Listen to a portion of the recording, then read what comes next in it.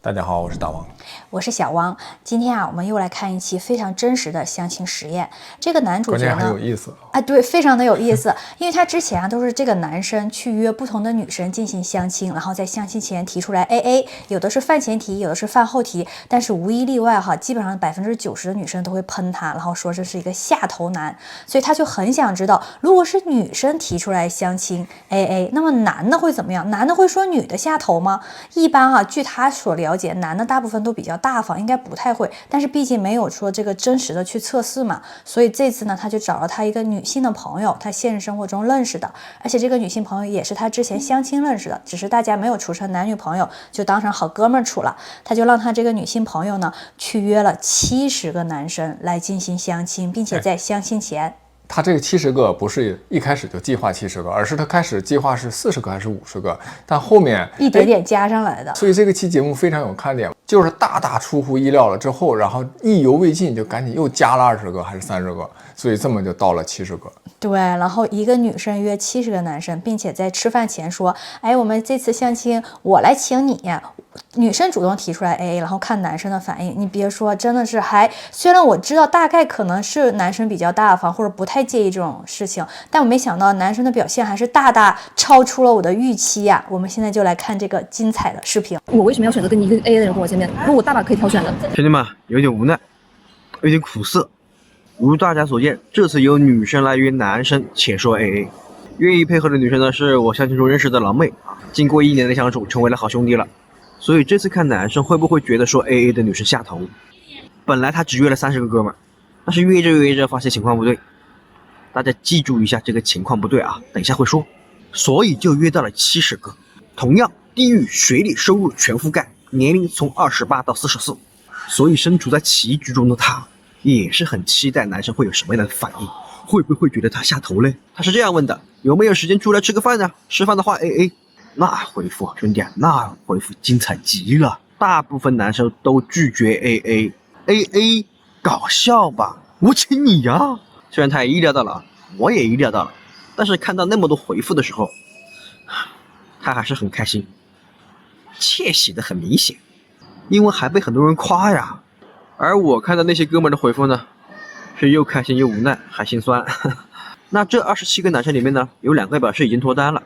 有6个呢表示自己已经离开深圳了，回老家发展了，其余的都答应了女生的邀约，且表示我买单就行。完了，1毛钱没花，这个月的饭又着落了。但是这个姐妹呢，看到这种回复觉得不对，这种情况不对，怎么没人喷她呢？所以她又约了20个啊，这胜负欲上来了啊。然后又是超高的答应率，而且大部分人表示我请就行，哪有女生请的道理？就如今这盛世，难怪女生喜欢。难怪他们接受不了 AA， 还是我们太卷了。但是他还是不甘心，又约了20个，就想看到男生说自己下头。我说妹子你冷静，那么多人都答应了，难道你都去啊？他那个时候完全听不进去了，已经上头了，就想听到男生说他下头。他就搞不懂为什么还有那么多男生愿意买单，毕竟网上好多男生都说啊，我要跟女生 AA， 我不给女生花钱。现在自己一约，呵呀，都是愿意买单的，并且还夸他。给他都整感动了，因为经过这次他更加确定了，只要自己想，不缺男生买单。太多了对吗？这就是相亲的现状啊，我们懒得自己做啊。最后他约了70个男生，有53个答应赴约，说自己买单就行的42个，其他11个说见面再说，17个没赴约的，不是有对象了就是回老家了。53顿饭，53个男人，这个老妹啊，我老妹有福了啊，有福了。关键这还只是普通颜值的女性，女生想要在男生身上捞好处真的太容易了，所以就有专业的捞女。当然那些专业捞女只针对有钱人啊，所以大多数相亲只要你不主动，女生绝对不会主动。但是只要你主动约了，想要见面了，那就是你请客了，你出钱了，因为是你约的。社会就是这样子的，那你男的要加油追才可以。不什么？哎，相亲，哎，你是相亲的，不是为什么要加油追嘞？你是相亲的，你 AA 谁跟你 A 啊？那不是相亲 AA 不是很正常吗？大把人要跟我见面，那我为什么要选择跟一个 AA 的人跟我见面？如果我大把可以挑选的。所以如果你只要遇到 A 的，你完全不会见面，对吧？啊，不见，下头。假如你见面要见5个啊，见第1次面，见完5个之后觉得2个还可以见第2次的，那就是说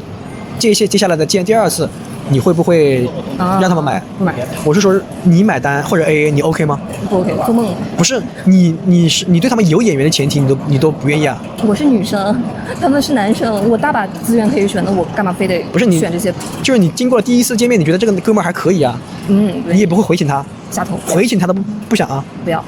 你就默认男生买单？对啊，那男生多照顾一点女生不应该？而且更何况他连这点付出都不愿意的话，那还谈什么后面？你说的是真心话啊，真心话。包的。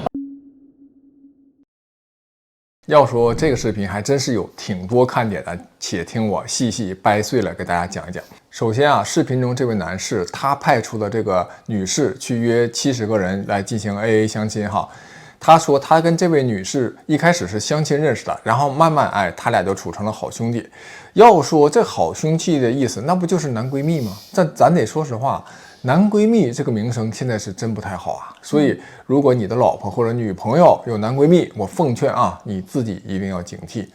那有男闺蜜的女生呢，你还是要跟男闺蜜保持距离啊，最好还是普通朋友相处为好。因为这个男闺蜜和普通的异性朋友就是真不一样。你看普通异性朋友可能就是工作或生活中和普通朋友一样哈，可以正常相处，但是好哥们儿这种是什么意思啊？就意味着就比普通朋友会更亲近呢，但是又没可能往这个情侣方向去发展，双方心照不宣，不会发展进一步的感情关系啊。那即使呢你们一开始的初衷是好的啊，就是说这个异性朋友就是咱们就是关系很好的异性朋友啊，没有别的，大家不要多想。就互相未来绝对不可能有感情，就是互相欣赏，就是想处成能一块儿喝酒一块儿谈天的啊这个好哥们儿。但即使是这样的前提啊，但是在一些特定的场景之下、情景之下，比如酒后啊喝的比较多了，或者是某一方特别伤心失恋了，然后另一方去安慰，反正这个双方又不用负责任嘛，所以在这一些特殊的情景之下，就有可能发生一些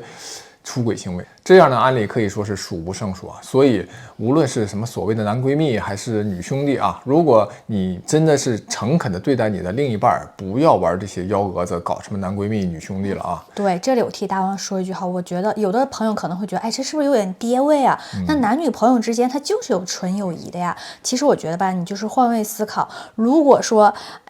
你觉得你跟一个男闺蜜之间，你们之间是纯友谊，你就换位思考，你能不能接受自己的男朋友或者老公有一个非常亲密的女闺蜜，然后对，虽然他说纯友谊，然后深更半夜可以约出去喝酒，约出去一起看电影的，如果将心比心，你觉得心里不舒服，那其实你的另一半他也不愿意你有一个男闺蜜嘛。反正我个人是这么理解的，所以我跟大王这方面呢，我觉得我们俩的异性朋友基本上我们俩都认识，然后如果有的时候要聚会啊吃饭啊，就是一起的，像那种以家庭的形式两家人一起出去玩，很少说我们自己单独跟异性出去，除非是工作上的事情，同事那也是下班的时候聚个餐，然后可能有其他同事在场，所以我觉得我们俩这方面就是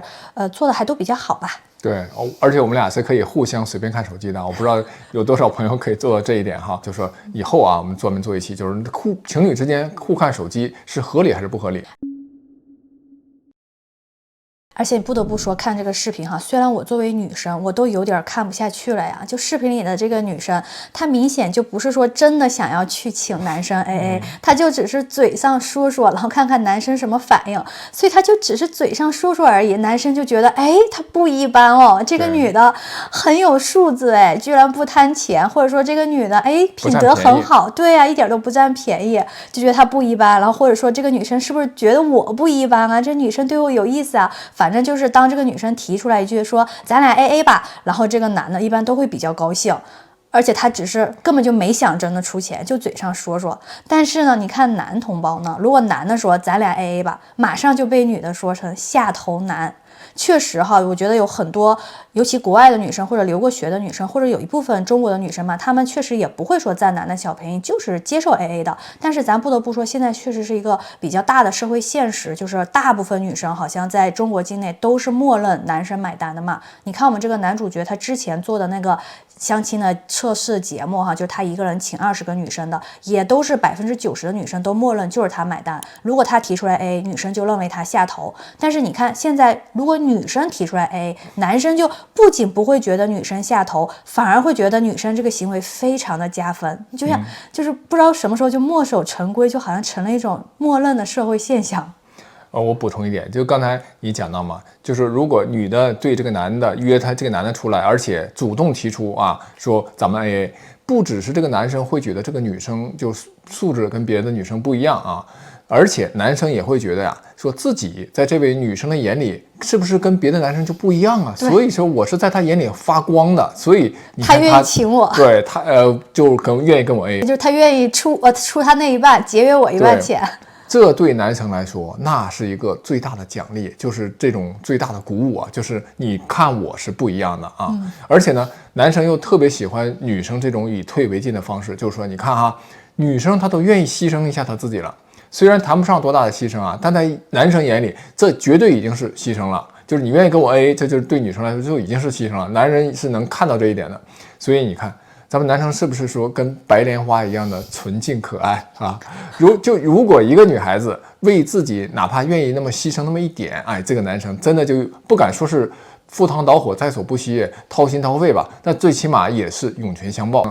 所以可以非常肯定的说，这是绝对绝杀的一招。咱们这期节目播完以后啊，估计可能看完这个节目的很多女生可能就要用这招了。而且啊，女生呢，其实你是可以用这招来测试这个男生。就什么意思呢？不是说你用来测试这个男生好不好，而是你可以测试排除掉那些抠的男生。就是如果这个你一说 AA， 这个男生哎真就接受 AA 了，那基本可以确定这个男生啊他是比较抠一点，是没啥问题的哈。那你可以考虑是 pass 掉呢，还是说可以接受他这个抠。哎，你别说，你还真别说，下面有一条高赞视频，就是说啊，这个赛道哈，本来之前都对都要成赛道，本来之前可能都没有女生意识到，经此这个视频一播出啊，就广大女生都学会了这一招，主动提出来 AA， 就基本上此招一出，就在男生那是绝杀。就比方说一个女生，她可能男生对这个女生的好感度本来只有6分，然后这个女生主动说咱们 AA 吧，其实心里根本也不一定打算增出钱，但她就嘴上这么一说，男生的好感度瞬间啊就提高到了7分、这个8分，肯定的。对，如果一个女生要是这样跟我讲，我肯定也是觉得，哎，好感度也好，或者甚至我觉得她的颜值都加了几分了，就会大大提高女生的这个相亲的成功率。而且就这个视频的这个女生哈，就这个男生他说后来哈，这个女生自己都玩明白了，本来她开始相亲相了好长一段时间，一直都不成功，因为这个男生也说了嘛，这个女生是颜值一般，并且也31岁了，也不是说就是20多岁刚毕业的小姑娘，所以在相亲市场上其实也兜转了挺久。之前呢，她从来没想过自己提出来主动 AA，结果这个男生找她做这个实验，他不给70个人发了吗？结果没想到哈，这么多比例的男的都出来跟他吃饭，而且都是男生买单，对，而且很多人还愿意跟他继续交往，他就一下自信心爆棚。飘了，真的飘了，就没想到这一下就大大提升了他这个相亲的成功率，能够只要他想脱单，马上就可以脱单了。而且最差的情况就是，哪怕他没有看上的，他也就是未来几个月的这个吃饭都已经安排好了，都排不过来了。而且我跟你讲，这些男生他一点怨言都没有，就买单，而且第2次还会继续为他买单，都不会有怨言。不会像比如说我们之前讲的 AA 的相亲那些节目里面就讲的，有的男的可能 AA 了，但是也不情不愿的。所以你要说这个男生啊，就真的是白莲花一样的，就好单纯啊！各位朋友们，男性真的好简单的，就不是说我们男人傻，就是说我们啊会对自己好的人，哪怕你展示出多一点的善意，他就会非常珍惜这种善意，愿意用自己的付出真金白银的，不辜负对方的这个善意。哎呀，不过咱们这一期是不是太夸男同胞了？可能有的女观众要跳出来反对了，说我相亲的时候怎么遇到了很多奇葩男？说到这儿啊，如果还有不相信的女生，我就不得不讲一下我自己的亲身经历了啊。哎呦，就是我刚毕业那会儿，就工作中也有同事嘛，就女孩子哈，其实我们是存在一定的竞争关系的。这个女孩子呢，她是比较聪明也比较强势的一位哈，但是她对我的态度，在我来看哈，应该就是比对其他人我感觉就温和挺多，有时候感觉还对我好像还挺关心的哈，就有时候她自己吃点什么东西还分我一些。我觉得这不算是我自作多情哈，就是确实觉得可能对我的态度要比对别人好一些。说你大受感动了，给你分好吃的。那虽然我对他没有任何其他的意思，但是呢，我也会因为他对我的这种与众不同的一种态度，在工作中呢，我会对他也会相对的更照顾一些，对他也会更包容一些。另外说到啊，这个男生一提 AA 就被喷下头，但女生一提 AA 就说，哎，这女生素质可以啊，真不错呀，百里挑一，反而被夸。这就已经不是男女有别的问题了，这可是个超级双标的问题。那这到底是怎么形成的呀？就这种默契和认知已经是成为一种社会的一种默契了哈。它是怎么就导致成现在这个状况呢？下面就有网友留言嘛，而且还非常多人点赞，就说我本来看你的这个视频啊，我就是只是当成一个整活的搞笑节目，但是没想到啊这么真实，而且因为很多观众看他视频都是男的嘛，就说既真实又心酸，就很多人都有这种类似的经历啊。就像一个社会实验，真的是一个社会实验了，而不是说一个搞笑的一个小视频了哈。要我说呢，就从第一性的原理角度去出发哈，咱们去分析这个事儿，其实倒也不难理解。就你看哈，从动物界开始，它都这样了。动物的求偶都是鸟，都是雄鸟啊，要么它先搭一个漂亮的窝来吸引雌鸟，要么就是有的就猛兽啊，比如说这个雄的猛兽先去搞点吃喝的猎物，然后送到这个异性雌性面前去讨好。对，我看过那个孔雀的动物园，就是开屏真的开好久，然后那个雌孔雀都不理它，然后雄孔雀就一直开屏，一直守在那个雌孔雀旁边。对，就总之你看，基本都是雄性向雌性来求偶，所以你看连动物界都是这样的，都是雄性向雌性来示好，而且要给些好处，就不能光嘴上叭叭了，要么你筑个巢，要么你带点吃喝。孔雀就算钻个空子啊，就展示自己的羽毛。但是无论是什么动物啊，你要想获得这个雌性的这个青睐，都得付诸行动来展示自己。所以你看，这就是刻在地球上的动物里面的基因里面的一种本能。那人类也是地球上的动物嘛，所以也不能独善其身。而且人类的社会要更为复杂的多嘛，虽然都跟动物界一样也有权利的概念，但是人类的世界也有什么金钱的概念等等哈。所以这个男女的收入方面呢，确实也是平均水平看来也是不平等的。再加上这种刻在基因里的这种本能的加持之下，所以人们的第一反应和潜意识啊，要么就是男性买单，要么就是 AA 就已经是女生的极限了。那这个是几乎就成为一种共识。哎呀，会不会有人说我们本期视频怎么把男的都夸得这么好啊？肯定会有女性观众说，我怎么就碰见了很多奇葩的男的？但是咱得说哈，奇葩年年有，每一年他都很多，只是说这个社会大部分的现象吧，确实在中国大陆哈有很多这种相亲的比例已经墨守成规，好像就是认为男的买单。不仅男的这么认为，女生也大部分都是这么认为的。但是呢，你刚才说啊，地球上的动物都这样，但是其实你看，在欧美国家还是有很多都已经接受 AA 的了嘛。然后你像我们出国呀，如果说尤其是有过在国外留学的朋友，或者说现在生活在国外的，我相信你们在外边约会的时候，有很多时候都是 AA， 或者不一定每顿 AA， 就可能上一顿男的出，下一顿女的出，就大家都觉得很自然，不会说所有的这个金钱都让男的去出嘛。然后但是呢，就我们的观众哈，如果有说是生活在日本的或者韩国的，也欢迎留一下言，看看在日韩这样的这个东亚国家，或者说一般也有一点多少有一点好像男主外女主内的这么个国家的话，看看是他们的买单情况在约会中或者相亲的时候是怎么样的。然后我再补充一点，就是说这女生约出来的这53位男士啊，因为他提了 AA 之后嘛，所以这50多位男士都表示自己要买单哈，不让他来 AA。而且呢，这些男士大概率会带他去一个比较不错的地方。其实我想表达的就是说，同一个男生，如果他主动去约一个女生，他可能因为相亲多次，他想省点钱的话，那他未必会去一个比较不错的馆子，可能就去个一般的，甚至偏差的，甚至就是喝杯咖啡哈，就见一面就得了。但是就因为这个女生她主动提出 AA， 这种示好会让这个男的不自觉的就想带他去吃更好的。对，就是想带他去吃更好的，就是要回报这个女生对他释放的这种善意啊，就他认为的善意。男的有这么单纯吗？你可以说这是单纯，但是让我来说，就是男生其实反而更容易被感动，因为他觉得自己被这个女生眷顾了啊，所以这个女孩子有点感动他了，他愿意为这份感动买单。哦，所以老话说女追男隔层纱还是很有道理呀。这是毫无疑问的。这个女孩子，我有个观点，其实挺不认同的，就是最后这段，她和这个视频中的男主他们有一段对话嘛，就是你看他无意中说的那句话，他其实原来没有那么多人约他出来吃饭相亲，现在他轻轻松松就能约出来50几个，而且啊，其实如果不是因为那剩下的10几个，有的要么就已经找到了对象，要么就是搬到外地去了，他可能还不止这个数字呢，也就是说他有可能90%的概率啊能搞定啊，那意味着什么呀？那就意味着他好像他应该就是忽然就好像觉得自己无所不能啊，是不是在相亲市场无往不利啊？我感觉他绝对是有点飘了，而且找到通关秘籍了。对，就他无意中说那句话什么呢？就是男的得加油追才行啊！哎，你看这话说的，就我始终觉得吧，这感情这东西其实就是应该两情相悦。如果要一方加油追才能追得到，哎，这种感情那就是强扭的瓜，根本就不甜。你不说你看的都挺气愤的吗？对我看那段我有点气愤啊，就要么你是把人家当成备胎了，还让人家加油追你，要么人家心里面就是没有那么情愿，没准啊，在未来的某一个时刻就抱怨，哎呀，我当时怎么就跟了你啊？真正的两情相悦就应该像爱情进行到底那种哈，就里面你看徐静蕾对李亚鹏那种，根本就不需要什么加油追，一个暗示，一个眼神都会让对方心跳不已啊，就是这种两颗心的互相靠近那种感觉。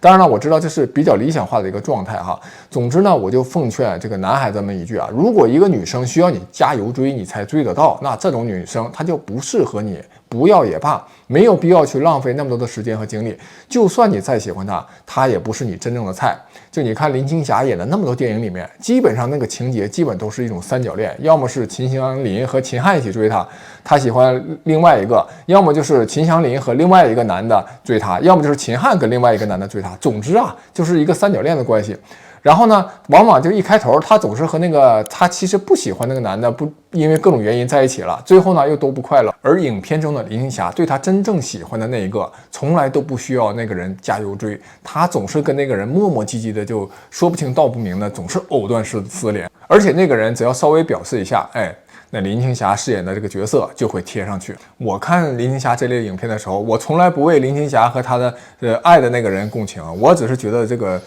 有点太绿茶。那个女生，我觉得她最起码她有一句话她说的挺对，就是说又不是非你一个人不可了，就没有必要加油追啊，什么使劲追，就非这一个人不可，没必要。人家对你认可，就不需要你这么做；不认可你，你这么做就是浪费自己的时间、精力、情绪和金钱，而且最终其实应该大概率也是没戏的。就越早认清楚这个现状越好。我觉得这哥们儿最后也算清醒啊，我估计他跟这个女孩子后来以后也做不成朋友了。你看他那个态度，因为这个他跟这个女生两个人的这个价值观就完全不同嘛。你看这个视频里他也说了，他跟这个女生出去的话，其实如果有5次的话，那么大概3次都是这个女生约他出去，而且这5次又全是这个男生买单。然后他们两个在第一次相亲之后，应该是交流了之后就觉得，哎，他们各自也不是自己的菜，他们不会往情侣方向发展了。也就意味着他们就是拿好哥们儿相处的。但是即便是好哥们儿这一个关系，这个女的从来不买单，每次她也可以约这个男的出来，但是仍旧让这个男的买单。而且这个视频他也表示得很清楚，如果这个男的让他 AA 的话，马上就会让他下头。也就是说，你哪怕你之前给我买过50次单啊，但是你第51次的时候你要跟我 AA， 哎，我也会觉得你非常的下头，就感觉一点感恩的感觉都没有，这实在是有点匪夷所思啊。就像我这样的一个我认为男生应该比较大方的人，我都看了这段我都有点。而且我作为一个女生，客观说我都不理解这个女生的行为。我觉得人家付出了这么多次，对吧？你也根本没打算跟他处成男女朋友。那其实你如果是我的话，我可能就一半的都会 A 呀，要不就别出去了，反正不是男女朋友，那老出去干嘛呢？那么多闲工夫呢。最后我来总结一下，就是大家看完这个视频啊，不要误会。